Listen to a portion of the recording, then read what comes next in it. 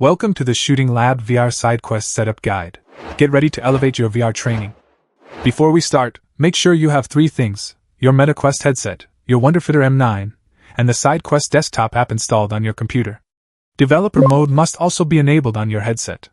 First, let's install the app. Connect your headset to your computer with a USB cable. Open SideQuest, find the Shooting Lab VR page, and click Sideload now. Wait for the installation complete prompt. It's that simple. Now for the hardware. Securely attach the rail to your Wonderfitter using the hex screw.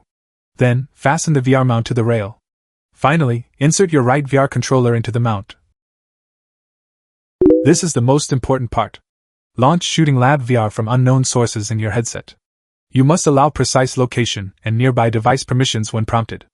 Do not manually pair the device in Quest settings. Instead, inside the app, click Connect. Then, remove the magazine. Hold its power button for 3 seconds until the green light flashes. Once the light stays solid and you see connected, reinsert the magazine. You're all set. The virtual controller will now match your firearm. Join our community. Follow our website and social media to explore the latest features and connect with fellow players. Thanks for watching, and enjoy your new hardware.